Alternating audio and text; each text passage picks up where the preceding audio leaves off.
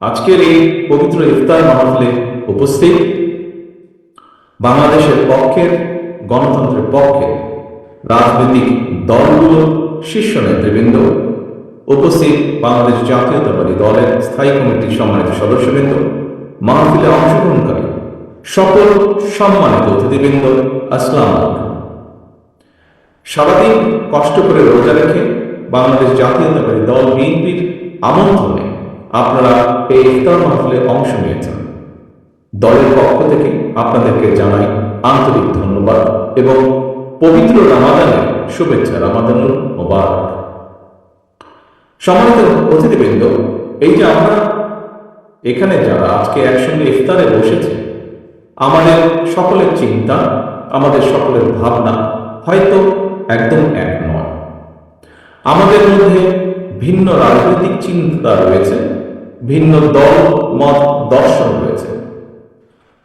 তবে মতভিন্নতা থাকা সত্ত্বেও আমরা কিন্তু সবাই একসঙ্গে বসেছি, একসঙ্গে ইফতার করবেন আপনারা সকলে।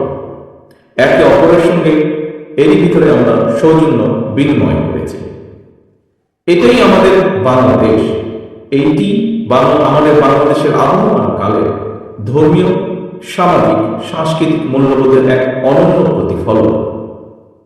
তবে দুঃখজনকভাবে গত 1.5 দশকে ফ্যাসিবাদী শাসন শোষণে দেশে শুধুমাত্র শিক্ষা ব্যবস্থা, রাজনীতি, অর্থনীতি এসব কিছুকেই ধ্বংস করে দেয়, বরং বাংলাদেশের আবহমান কালে ধর্মীয়, সামাজিক, সাংস্কৃতিক মূল্যবোধকেও ধ্বংস করে দেওয়া হয়েছে। সমাজে ছড়িয়ে দেওয়া হয়েছে ঘৃণার বিষ বাষ্প, বিনষ্ট করে দেওয়া হয়েছে সামাজিক সম্প্রীতি, ভ্রাতৃত্বের বন্ধন।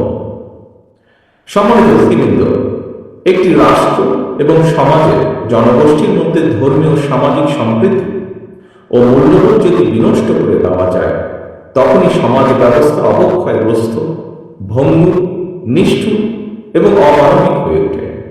ভঙ্গুর রাষ্ট্র এবং সমাজ ব্যবস্থা উগ্রবাদ আর চরমপন্থা বিকাশের এক উর্বর ভূমিতে পরিণত হয়। সম্মানিত আমন্ত্রিত অতিথিবৃন্দ, সাম্প্রতিক সময়ে হঠাৎ করে অতীতের মতো দেশে পুনরায় নারী ও শিশু নির্যাতন, ধর্ষণ উদ্বেগজনক হারে বেড়েছে। দেশের অর্ধেক জনগোষ্ঠী নারী। নারীদেরকে নিরাপত্তাহীন রেখে দেশকে এগিয়ে নিয়ে যাওয়া অসম্ভব। সরকার, প্রশাসন এবং আইনশৃঙ্খলা বাহিনী নতুন রাজনৈতিক বন্দোবস্ত তৈরি কিংবা অন্য কোনো কাজে হয়তো বেশি মনোযোগী থাকার কারণে আমাদের মা বোন কন্যাদের নিরাপত্তা সংকটে পড়েছে কিনা, এই বিষয়টি গভীরভাবে ভাবার প্রয়োজন রয়েছে।